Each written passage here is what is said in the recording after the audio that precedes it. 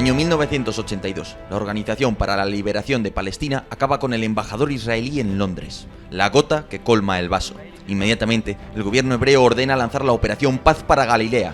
60.000 soldados y 800 tanques se ponían en marcha para ocupar el Líbano. Pero al otro lado de la frontera, Siria no estaba dispuesta a quedarse de brazos cruzados, así que Hafez al-Assad dio la orden de intervenir. Inmediatamente, el ejército sirio procedió a penetrar en el bíblico valle de Bekaa. ¿Y qué hace el ejército sirio además de desplegar tropas? Pues instalar una enorme cantidad de sistemas de defensa aérea con el fin de defender toda la zona y evitar que la Fuerza Aérea Israelí pueda actuar. Mientras la Fuerza Aérea Israelí no actúe, no podrán dar apoyo a sus fuerzas de tierra y estas tendrán muchísimos más problemas a la hora de intervenir en el Líbano.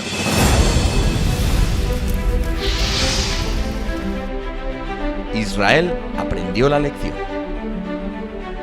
9 años antes, en 1973, Egipto y Siria habían invadido Israel, y si bien el Estado judío logró resistir y vencer, lo hizo a un altísimo coste.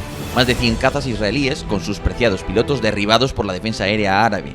Además, la degradación del apoyo aéreo degeneró en la pérdida de miles de hombres durante los combates en tierra. Desde entonces, Israel decidió dar un salto cualitativo en guerra aérea. ¿Cómo lo va a hacer? Primero, aprendiendo a enfrentarse a los mejores sistemas soviéticos. El primero de ellos era el SA-6, que es un sistema guiado por radar, un misil de medio alcance, y el segundo es el SA-7, el típico Manpad, misil guiado por calor, que tenía bastante eficacia. ¿Y qué voy a hacer contra ellos? Bueno, pues dedicar muchos más recursos de inteligencia y de guerra electrónica. Quiero saber en qué bandas trabajan sus radares, con qué doctrina tienden a operarlos, cuántos de ellos hay por cada batería, qué composición tienen en cuanto a la combinación de radares, puestos de mando y lanzadores de misiles, qué logística tienen, en fin, van a dedicar muchos más recursos a guerra electrónica para poder trabajar contra sus radares, que son sus sensores clave, y van a trabajar mucho en conocer todo el contexto en el que operan para poder diseñar contramedidas eficaces. Pero la mejora israelí no se quedó ahí. En los años 70 compraron numerosos drones Scout y Mastiff de diseño nacional. Israel ya no necesitaba exponer a sus pilotos para monitorizar los movimientos de las baterías antiaéreas árabes. También se adquirieron nuevos cazas F-15 Eagle y F-16 Fighting Falcon, cuyos pilotos se beneficiaron de los nuevos cursos de adiestramiento, más intensos y realistas. Asimismo, los nuevos aviones fueron armados con lo mejor de la época.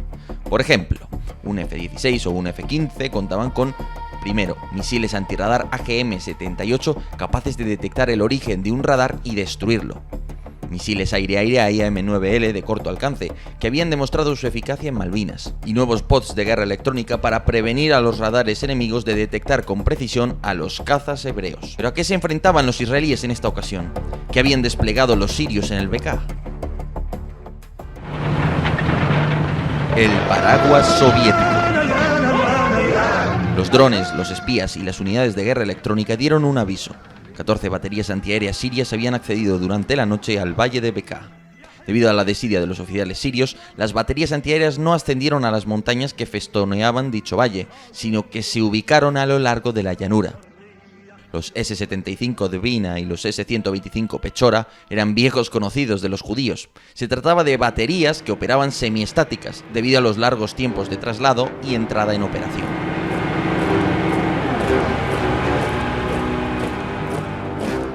¿Pero cómo se despliega una batería de este tipo? Bueno, pues ahí tenéis el concepto. Es un concepto de instalaciones semiestáticas. Aquí tenéis un camión en el que se portan los misiles y se instalan en el erector, que tenéis justo debajo del camión. Pensad en lo que pesa el erector, lo que pesa cada misil. ¿Cuántos camiones trayendo y llevando misiles para poder tener varios por si gastas los pocos que llevas? También necesitas desplegar este tipo de vehículos con sus generadores y con sus radares de largo alcance. Necesitas desplegar tus centros de mando, que como veis también consisten en remolques con toda su necesidad eléctrica, que es muy elevada. Tenéis los dos radares, a vuestra izquierda el Fang Song, el encargado de realizar el tiro, vamos a decirlo así, y a vuestra derecha tenéis el radar de altura, encargado de determinar a qué altura de manera precisa está la aeronave enemiga. En fin, es lógico que para los sirios pudiera llegar a ser muy difícil, duro trabajo, tratar de llevar este tipo de posiciones a las montañas y encima estar moviéndolas cada cierto tiempo. Más problemáticos eran los SA-7Q, que eran más móviles ya que no necesitaban mucho tiempo para entrar en operación. Su elevada movilidad les permitía ocultarse en las poblaciones de Bekaa y usar tácticas de muerde y huye, apagando y encendiendo radares y saliendo y ocultándose en las ciudades. El Valle de Bekaa es una ubicación geográfica un tanto peculiar. Tiene una enorme longitud, hasta 120 kilómetros, pero tiene muy poca anchura, apenas 15 kilómetros. Todo él se encuentra encajonado en torno a dos cordilleras que tienen una altura aproximadamente de 1900 metros sobre el nivel del mar. De hecho, en esta zona se cultiva vino libanés. A partir de ahí, lo interesante que es, pues en principio, colocar tus radares, tus sensores en lo alto de esas cotas para poder tener un horizonte, un alcance radar mucho mayor y poder ver a tu enemigo llegar a más distancia. Claro, las comunicaciones hasta lo alto de esas cordilleras pues no son tan adecuadas y entonces puede ser tentador dejar tus sistemas en el fondo del valle donde por otra parte están más expuestos, aunque puedes aprovechar las poblaciones de la zona para esconder.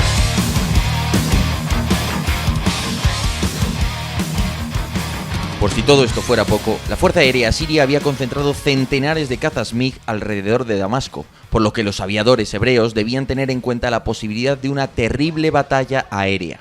Y pese a todas estas desventajas, los israelíes tenían un as en la manga. Los israelíes conocían muy bien las frecuencias, las bandas y las características y peculiaridades en las que operaban cada uno de esos radares. Es decir, si yo conozco exactamente con qué frecuencias opera un radar, en qué modos lo hace, cuánto salto de frecuencia hay entre uno y otro, entre el modo de operar ese radar, yo puedo diseñar un pod de guerra electrónica, una especie de, digamos, cilindro, vamos a decirlo así, de guerra electrónica que me permite recoger las señales del radar, detectarlas, recogerlas, analizarlas, identificar a ese radar, saber lo que hay ahí abajo y, por ejemplo, devolverle ondas falsas, de tal manera que él tenga una percepción errónea de qué está ahí arriba y, por ejemplo, esté obteniendo de manera errónea el dato de la altitud, de tal manera que a la hora de lanzar un misil pues este va a hacer blanco sobre lo que no es el objetivo real, ¿no? Y no solo esto, es que los israelíes van a trabajar mucho también con las comunicaciones, van a aprender a inhibirlas, cómo evito que esas baterías antiaéreas puedan coordinarse entre sí, o cómo evito que la fuerza de caza siria cuando actúe pueda coordinarse con sus estaciones en tierra, que eso es fundamental en la doctrina siria de guerra aérea, que estaba muy basada en la soviética. Todo este tipo de cosas, trabajar mucho con guerra electrónica. Pero ¿cómo funciona exactamente un sistema como el S-75 de Vina, por ejemplo?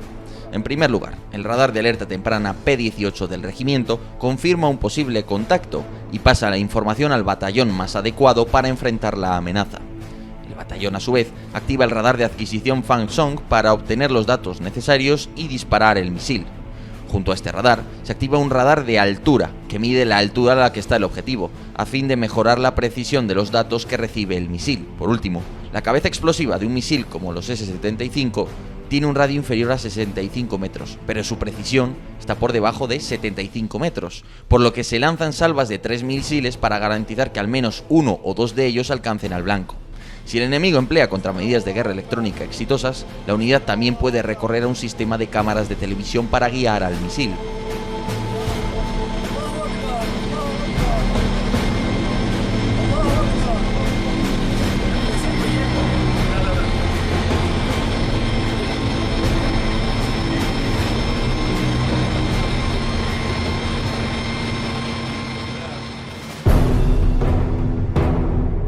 Comienza el baile. A las 10 de la mañana del 9 de julio, el gabinete de ministros hebreos dio luz verde al inicio de la operación Mole Cricket. Poco después, a las 2, despegaron cientos de aviones desde diversas bases aéreas de Israel. En cuanto los radares sirios detectaron el despegue, ordenaron a sus propios cazas que se retiraran de Bekaa para dejar el cielo expedito a la defensa aérea. Todos estos defectos de los sirios, los israelíes los conocían, es decir, los sirios no eran capaces, y esto es un problema que tienen muchos otros ejércitos, no es nada sencillo. Entonces los sirios no eran capaces de coordinar a sus cazas de defensa aérea, vamos a decirlo así, con su defensa antiaérea. Es decir, yo tengo abajo mis misiles antiaéreos y puedo enviar a mis cazas a lidiar con el enemigo simultáneamente, con lo que logro, pues normalmente si soy capaz de coordinar eso, pues muchos más objetivos. Sin embargo, si yo tengo un ejército menos preparado, no tiene los mismos sistemas de comunicaciones, no practico que actúen de manera combinada los cazas y la defensa antiaérea, pues lo que sucede es que yo no puedo tener a mis cazas sobre mi propia defensa aérea carretera porque va a haber muchísimo riesgo de incidentes de fuego amigo. Y esto los israelíes lo pueden explotar, claro, al final te están dejando el espacio aéreo expedito y sabes que no vas a tener que enfrentarte de manera simultánea a cazas y a misiles antiaéreos, sino que vas a poder enfrentarte a ellos de manera sucesiva, primero contra los unos, después contra los otros.